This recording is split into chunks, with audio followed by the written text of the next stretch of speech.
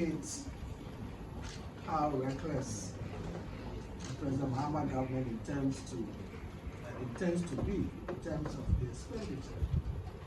If you go to Appendix 4A, page 139 of this budget document that was presented to Parliament, it talks about some of the expenditure lines. And under the Office of Government Machinery, we have a research department. The research department, when President Akufo-Addo was there, he had a research department headed by Dr. Zekosu. President Mahama is allocating 50 million cedis for goods and services for research department at the Office of Government Machinery. A4 sheets, printers, pens and papers, Toffees at the Office of the Research Department. All of that 50 million cedis. And capers, 20 million cedis. Office of Government Machinery, Research Department. Maybe a head and 2 or 3 assistants sitting in one office, 70 million cedis. This is a government that wants to cut costs. Again, the same appendix, we have government communication. This is Felix Ofosu-Kwakye and Shamima Muslim. Government communication. They said they have collapsed Ministry of Information. They've saved money. Yet, under government communication, headed by Felix Ofosu-Kwakye, deputized by Shamima Muslim, let's say they have 2 or 3 research assistants helping them scrolling through social media, Ghana web, to see what is happening there to respond. They are giving them goods and services budget of 8.8 million cedis. Maybe they will use some to buy internet data to go to the internet, TikTok and co, to respond to what minority is saying. And they are giving them 70 million cedis, making 78.8 million. This is higher than about 3 or 4 ministries put together under President Akufo-Addo. This is higher than 3 or 4 ministries' budgets put together under President Akufo-Addo. This is the lame government Ghanaians voted for. I'll go to my main substantive issue. And I will briefly address the issue of debt and what the finance minister describes as an achievement by lowering the rate of the treasury bill market. And as we all know, the discourse surrounding Ghana's debt profile from 2009 to 2024 is both multifaceted and pivotal. Remember, under President Akufo, we had HIPIP, and we were able to complete the HIPIP program, and that gave Ghana some external debt relief. This led to a significant decline in our public debt to GDP ratio. However, the public debt stood at $8.07 billion in 2008 when President Akufo exited. Under the NDC, for 8 years, Ghana's total public debt increased from $8.07 billion to $29.2 billion by the end of 2016. This, in cumulative terms, represents an increase of 261.83%.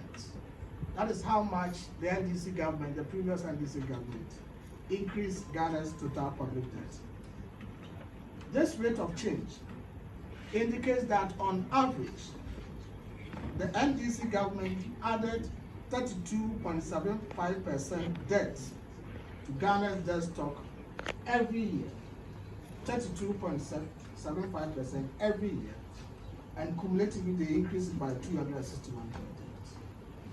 Those who say that President Akufo-Addo has borrowed more, so just listen to how much President Akufo-Addo added to Ghana's debt stock. Contrary to public perception, the public debt, which stood at $29.2 billion in 2016, has increased to $49.3 billion in 2024. This marks a little over 1.5 increase in overall, and this represents an increase overall of 68.83% to our total. The NDC in 8 years increased our public debt stock by 261.83%. The NPP under President Kufuor increased that by 68.83%. And unlike the trajectory in 2009 to 2016, on average, the NPP government under President Kufuor added 8.6% to Ghana's debt stock every year, whilst the NDC added 32.75% to Ghana's debt stock every year. Today, when they mention Ghana's debt stock, they forget to include that it includes all the debt stock built up to the NDC era, from independence. And if you do the computations and isolate, disaggregate it into regime by regime, they cumulatively added 261.8%, and the NPP did 68.3%. This is certainly not comparable. There's a lot of history to our debt, but I don't want to bore you with that. You will see that in the extracts. Remember, President Kufuor issued the first Eurobond, and the NDC under President Mahama from 2013 to 2016, every year were issuing Eurobond to the tune of $1 billion every year. And Ghana had to pay the highest interest rates on our Eurobonds ever in the history of this country. Of particular significance is the one they issued in 2014. And even the one they issued in 2015, that was 10.75 or 75%, came as a result of even the World Bank intervening for Ghana. Otherwise, Ghana on its own balance sheet could not get that low. That is the history of our debt performance. But it is important to put this into context. Whilst they were saddling the country with higher interest rates, a lot of mitigation had to be done by the President Kufuor government to reduce some of these rates to benefit Ghana. For example, if you remember, upon assuming office in 2017, government had to pay off 2 of the 4 Eurobond issued under NDC government in 2013 and 2016. So when President Kufuor came into office in 2017, the bonds that were issued in 2013 and 2016 were due for payment. President Kufuor had to pay. He didn't complain because government is a continuum. He had inherited assets, he had inherited liabilities, he went ahead to settle them. On top of that, the African Development Bank loan for the Terminal 3 project in 2015 had interest rate of 8.5% recorded in the books of the GCA, and the NPP government renegotiated this interest to 5% in 2018. Again, the initial loan on the Tamakoso Standard Gauge Railway project, which was signed in November 2016 and financed by the Exim Bank of India, had 6 months LIBOR plus 1.75%. But the NPP government in 2017 went to India to renegotiate that loan down to 6 months LIBOR plus 1.5%, saving this country money. Again, the Pokrasi Interchange project, which was financed by the African Development Bank, led to renegotiation into 4th year under the Nana Akufo-Addo with same financial arrangement, just as 3rd year that was contracted by the NDC. And lastly, if you remember, before they left, they had collateralized the road fund for 1.2 billion cedis loan from UBA Bank at an interest of 31.9%. This is a loan the NDC took from road fund, collateralize the road fund. So when President Akufo-Addo came in 2017, any funds that entered the road fund was swallowed by UBA. There was no money to construct roads. And they procured this 1.2 billion Ghana cedi loan at an interest of 31.9%. What did NPP do? We did not complain. We simply put together our financial engineering arrangements and we renegotiated, we refinanced this loan with another facility from GCB Bank and Fidelity Bank at an interest of 22%. President Akufo-Addo had to save this country money by renegotiating the loan that was taken by the NBC at 31% and refinance it with 22% interest. There was no fund going to the road fund. They had collateralized it. So in 2017, President Akufo-Addo had no money to do roads in this country, and he went ahead to do the roads. There appears to be what looks like the Bank of Ghana subordinating its monetary policy to fiscal policy, and that is dangerous. We all agree there's excess liquidity in the system. People have paid their coupons of their maturity from DDEP. People have cash in the system. When there's excess liquidity in the system, what happens? The Bank of Ghana, per the Bank of Ghana Act 2022, Act 612, and the Bank of Ghana Amendment Act 2016 at 198, has the responsibility to ensure price stability. And the Bank of Ghana is the one that has the responsibility to mop up the excess liquidity from the system. How does the Bank of Ghana do this? The Bank of Ghana does this through the open market operations, the OMO.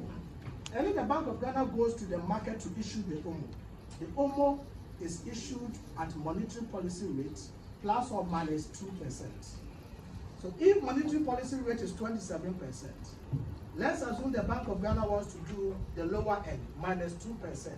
That brings it to what? 25%. There is no treasurer or bank in the country who will go to the open market with Bank of Ghana offering 25%, a Ministry of Finance offering 19%, and decide to go for 19% and leave 25%. If you are a shareholder, will you agree to that? You won't agree.